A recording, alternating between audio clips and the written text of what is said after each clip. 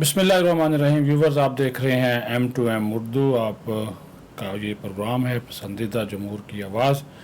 और आपका फीडबैक, आपकी लाइकिंग और आपकी शेयरिंग, आपकी तजावीज़, उसका हम खैर मकदम करेंगे। दो इश्यूज़ पे आज भी बात करेंगे। एक तो मैंने कल भी कहा था, रोज़ाना के ऊपर बात करेंगे कि सानहा जो 9 मई है उसको जो है वो किसी सूरत बुलाया नहीं जा सकता। और अभी आप अगर अवामी राय की इस हवाले से बात करें तो एक जो तंजीम है जो कि पाकिस्तान में सर्वे करने के हवाले से बड़ी मशहूर तंजीम है, एप्सोस क्विक ने एक सर्वे किया 9 मई के वाक़यात पर। तो अक्सरियत पाकिस्तानियों की तकरीबन 80% से ज़्यादा जो लोग हैं उन्होंने अपनी राय में ऐसे वाक़यात की पुरज़ोर और शदीद मज़म्मत की, वतन से वफ़ादारी का अज़म दोहराया। और तकरीबन 10 में से 9 पाकिस्तानियों की राय ये थी कि 9 मई के जो वाक़यात हैं ये कौमी और फ़ौजी बका के ख़िलाफ़ एक मुनज़्ज़म साजिश थी। और फिर पूल के मुताबिक तकरीबन 80% पाकिस्तानी 9 मई के शरपसंद अनासर के ख़िलाफ़ सख्त इक़दामात का मुतालबा करते हुए हमें नज़र आते हैं। हर 2 में से एक पाकिस्तानी तहरीक इंसाफ की क़यादत और उनके कारकुनान से मज़म्मत और माफ़ी का मुतालबा कर रहा है। और अगर हम इन पोल के जो नताइज हैं इसको सामने रखें तो ये ज़ाहिर होता है कि पाकिस्तानी जो कौम है 9 मई के जो घिनौने वाक़यात हैं उसकी भरपूर मज़म्मत के साथ साथ ज़िम्मेदार मुजरिमों के ख़िलाफ़ सख्त कार्रवाई करने का भी मुतालबा करती हुई नज़र आती है।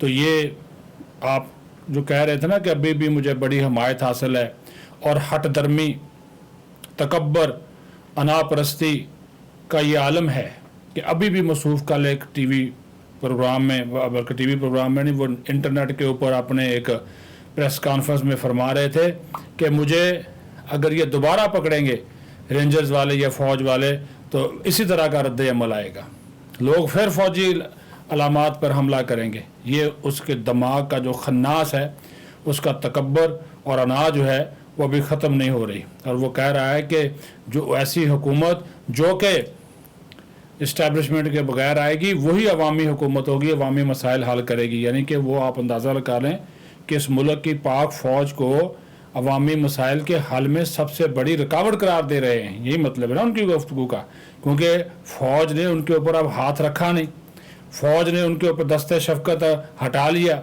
अब वो जनाब मेहरबानियाँ नहीं हैं, वो फैज़ नहीं है जिससे वो फैज़याब होते थे।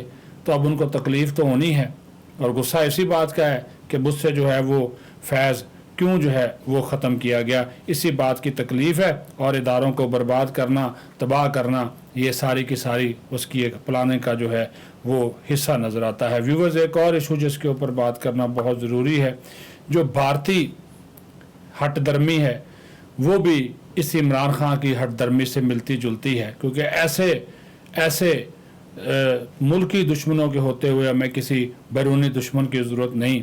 जो वहाँ की इंतहा पसंद हिंदू जमात है BJP और इसकी जो झैली जमात है राष्ट्रीय स्वयं सेवक संघ यानी RSS, उसका जो फैलाया हुआ नफ़रत और इंतहा पसंदी का जहर है अब वो हिंदुस्तान से बाहर भी फैलने लगा है।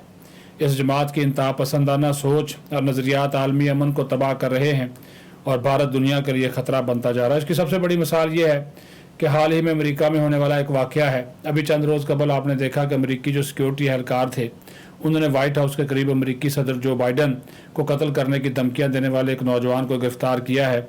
और ये ट्रक मारा उसने और नाजी परचम उठाकर ट्रक से बाहर सिक्योरिटी एहलकारों पर भी चीखता चलाता रहा और इसको उन्होंने गिरफ़्तार भी किया। इसकी जो शनाख्त है 19 साल इसकी उम्र है, साई वर्षद कंडोला इसका नाम है और ये भारतीय निजात है। पता ये चला है कि ये BJP के जो इंतहा पसंदाना नज़रियात है उससे मुतासर है और उसने ये इकरार किया कि यहाँ हुकूमत पर कब्जा करने के लिए आया, यानी कि अमेरिकी हुकूमत पर कब्जा करने के लिए आया और वो सदर बाइडन को कत्ल करना चाहता है। इसका कहना था वो पिछले 6 माह से इसकी मनसूबाबंदी कर रहा था اور واقعہ کے روز وہ سینٹ لوئی سے واشنگٹن پہنچا تھا تو وزیر اعظم نریندر مودی کی قیادت میں BJP اور RSS کے نظریے سے وابستہ خطرناک جو ذہنیت پروان چڑھ رہی ہے، اس سے ایک ایسا ماحول تشکیل پا رہا ہے جہاں تقسیم، امتیازی سلوک اور عدم برداشت کو فروغ مل رہا ہے۔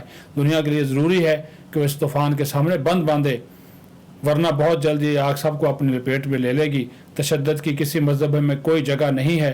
دنیا کے لیے مودی کے انتہا پسندانہ ہندوتوا نظریے اور بھارت میں پروان چڑھتی شدت پسندانہ ذہنیت کی موجودگی کو تسلیم کرنا بہت ضروری ہے۔ اس والے سے عالمی ضمیر ہے اس کو جھنجھوڑنا، اس کا جاگنا بھی بہت ضروری ہے کہ وہ بھارت کے جو یہ شدت پسندانہ، انتہا پسندانہ جو عزائم ہیں وہ قوم کے سامنے لائے اور ان کو بے نقاب کرے۔ اپنا خیال رکھیں۔ بہت شکریہ۔ پاکستان زندہ باد۔